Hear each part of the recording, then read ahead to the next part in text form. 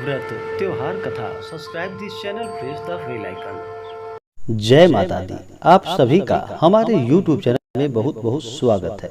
आइए आज सुनते हैं सोमवार की कथा। बोलिए प्रेम से भगवान भोलेनाथ की जय, माता पार्वती की जय। बहुत समय की बात है, किसी नगर में एक धनी व्यापारी रहता था।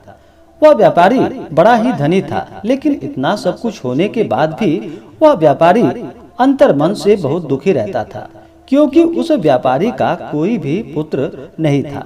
दिन रात उसे यही चिंता सताती रहती कि पुत्र पाने की इच्छा से वह व्यापारी प्रति सोमवार भगवान शिव की व्रत पूजा किया करता था और संध्या काल को व्यापारी शिव मंदिर में जाकर भगवान शिव के सामने घी का दीपक जलाया करता था।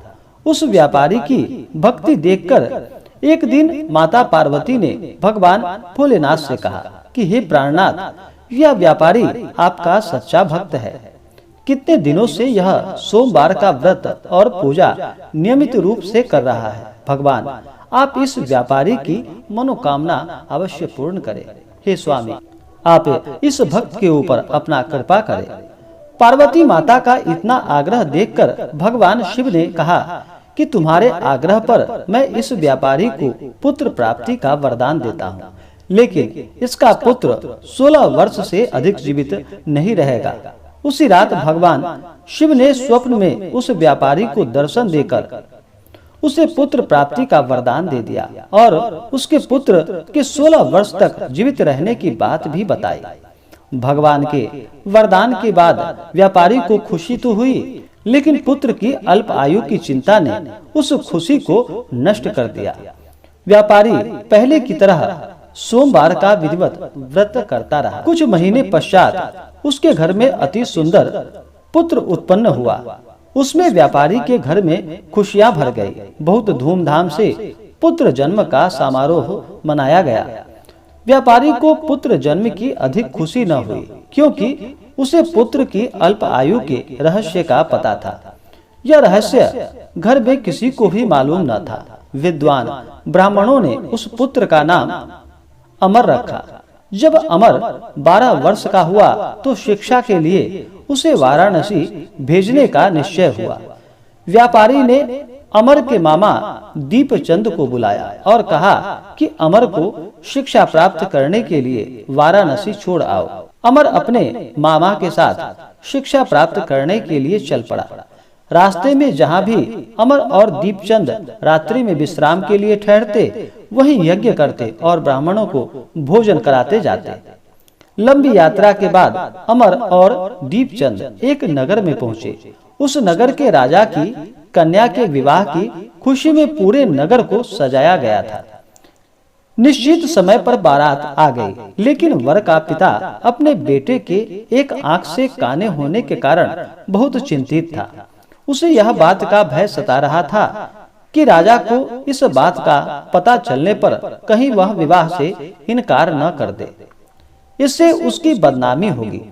वर के पिता ने अमर को देखा तो उसके मस्तिष्क में एक विचार आया। उसने सोचा, क्यों न इस लड़के को दूल्हा बनाकर राजकुमारी से विवाह करवा दूं। विवाह के बाद इसको धन देकर विदा कर दूंगा और राजकुमारी को अपने नगर में ले जाऊंगा। वर के पिता ने इस संबंध में अमर और दीपचंद से बात की। दीपचंद ने धन मिलने के लालच में वर के पिता की बात स्वीकार कर ली। अमर को दूल्हे के वस्त्र पहनाकर राजकुमारी चंद्रिका से विवाह करा दिया गया। राजा ने बहुत सा धन देकर राजकुमारी को विदा किया। अमर जब लौट रहा था तो सच नहीं छिपा सका और उसने राजकुमारी की ओढ़नी पर लिख दिया, राजकुमारी चंद्रिका, तुम्हारा विवाह तो मेरे साथ हुआ है। मैं तो वाराणसी में शिक्षा प्राप्त करने के लिए जा रहा हूँ। अब तुम्हें जिस नवयुवक की पत्नी बनना पड़ेगा वह एक आंख से काना है। जब राजकुमारी ने अपनी ओढ़नी पर लिखा हुआ पढ़ा तो उसने काने लड़के के साथ जाने से इनकार कर दिया। राजा ने सब बातें जानकर राजकुमारी को महल में ही रख लिया। उधर अमर अपने मामा दीपचंद के साथ वाराणसी पहुंच गया। अमर ने गुरुकुल में पढ़ना शुरू कर दिया। जब अमर की आयु 16 वर्ष पूरी हुई तो उसने एक यज्ञ किया। यज्ञ की समाप्ति पर ब्राह्मणों को भोजन कराया और खूब अन्न वस्त्र दान किए। रात को अमर अपने शयन कक्ष में सो गया। शिव के वरदान के अनुसार शयनावस्था में अमर के प्राण पखेरु उड़ गए। सूर्योदय होने पर मामा अमर को मृत देखकर रोने और पीटने लगा। आसपास के लोग भी वहां पर एकत्र होकर दुख प्रकट करने लगे। मामा ने रो रो कर बुरा हाल कर लिया और विलाप करने के स्वर समीप से गुजरते हुए भगवान शिव और माता पार्वती ने भी सुनी। पार्वती माता ने भगवान शिव से कहा कि हे प्राणनाथ, मुझे इसके रोने के स्वर में अब मुझसे सहन नहीं हो पा रहा। आप इस व्यक्ति के कष्ट को दूर कीजिए। हे प्राणनाथ, आप इसके ऊपर कृपा कीजिए। भगवान शिव ने पार्वती माता के साथ अदृश्य रूप में समीप जाकर अमर को देखा तो पार्वती जी से बोले कि पार्वती, यह तो उसी व्यापारी का पुत्र है। मैंने इसे 16 वर्ष की आयु प्रदान की थी और इसे वरदान दिया था। इसकी आयु तो अब पूरी हो गई। पार्वती माता ने फिर भगवान शिव से निवेदन किया कि हे प्राणनाथ, आप इस लड़के को जीवित करें, नहीं तो इसके माता पिता पुत्र की मृत्यु के कारण रो रो कर अपने प्राणों को त्याग देंगे। इस लड़के का पिता तो आपका परम भक्त है। वर्षों से सोमवार का व्रत करते हुए आपको भोग लगा रहा है। पार्वती माता के आग्रह करने पर भगवान शिव ने उस लड़के को जीवित होने का वरदान दे दिया और कुछ ही पल में वह जीवित होकर उठकर बैठ गया। शिक्षा समाप्त करके अमर मामा के साथ अपने नगर की ओर चल दिया। दोनों चलते हुए उसी नगर में पहुंचे जहां पर अमर का विवाह हुआ था। उस नगर में भी अमर ने यज्ञ का आयोजन किया। समीप से गुजरते हुए नगर के राजा ने यज्ञ का आयोजन देखा। राजा ने अमर को तुरंत पहचान लिया।